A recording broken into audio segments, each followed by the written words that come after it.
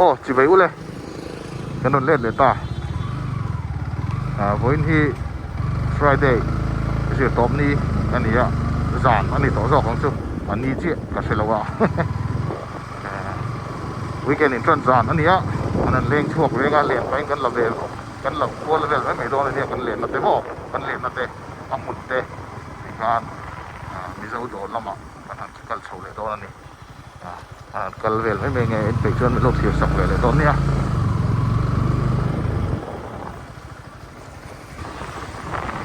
lên về lấy mẹ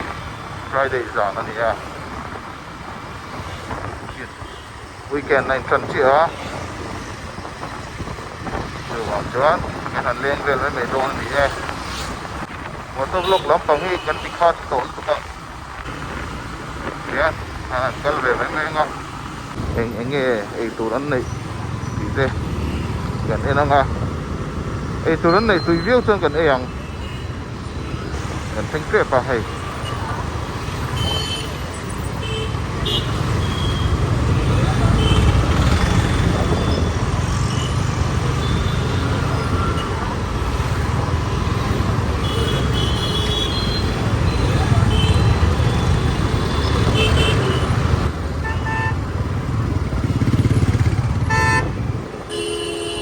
akal masasa ni deu mai vai ram sumo dia tegi in nga in ken vel hiom ve vok lo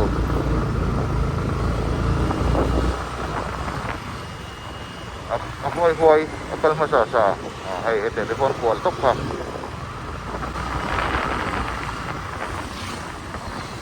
kan teng so trip pa Sydney City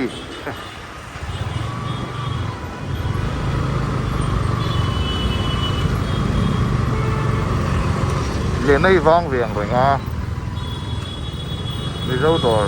lên nó thì tấm phòng đồ được không ạ ta chuyên cái hắn đồ cái hắn lên về tí nữa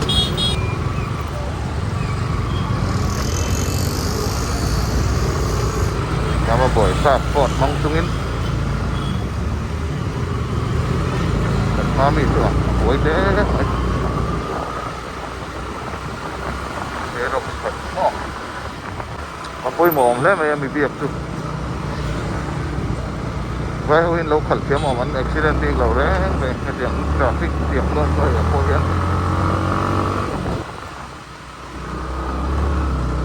thành số trước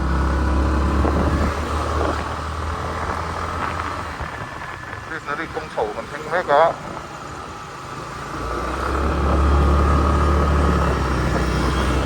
thế ngồm bắt sắp bếp anh ấy mới tính lắm ạ right lắm ạ xin nó đi chủ tốn không rồi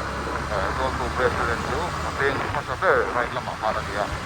restaurant sắp chết hiền dâu y beauty parlor con thì đón mì sắm xiêm na ngon con bị dâu tới sắm xiêm na mà ai đồ tin đồ ăn ốm mà đi bị dâu đồ về sắm xiêm tira nga sắm xiêm tira in vil tram de upana sira e thing ngal ina ni chu lu me pa le me chia an khoi thei ve anh hong về kì cái gì ăn right mà sẽ biết phần nhá thầy còn tiếng đó này mà sẽ rồi cái restaurant nó nhá rồi anh này tôi nuôi ông mà chuẩn chọc rồi cả rồi sắm xiêm nào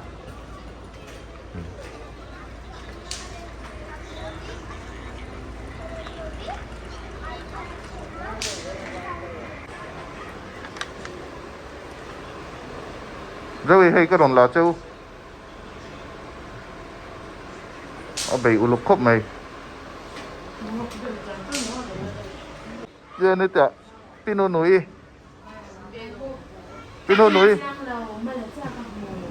cần là về thung không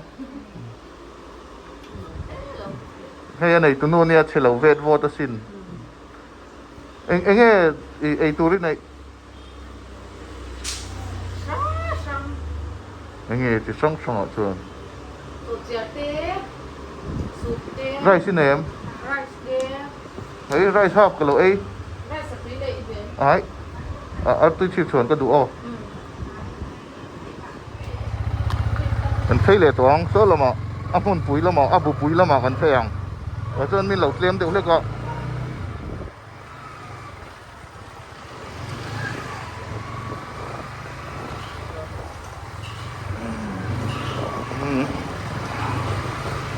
ở đó son đột bật thì mà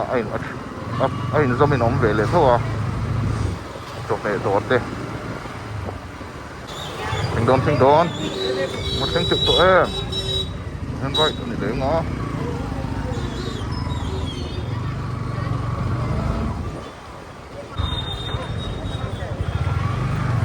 thỉnh ta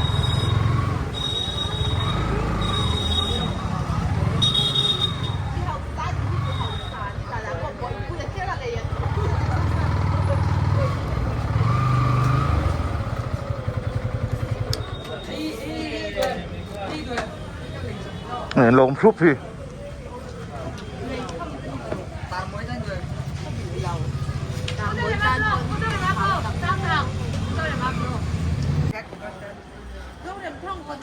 ăn bồi khóc mày hết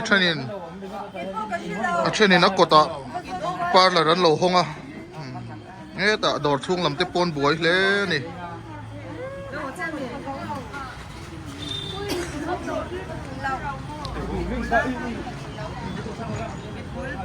thế là nón lôi chỉnh lên nè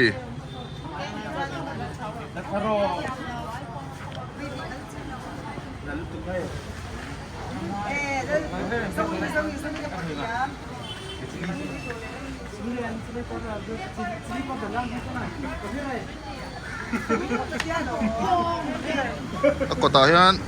chụp hệ giọt na vai chụp hệ giọt na oma tôi stand giọt na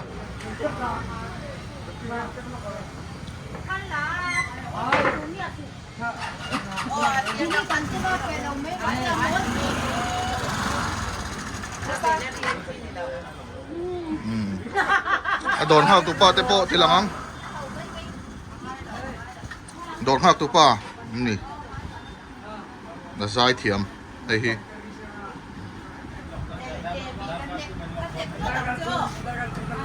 Anh nhạc có tặng cho Debbie. Anh bọc luôn nha. Đây Debbie, anh nhạc còn thế.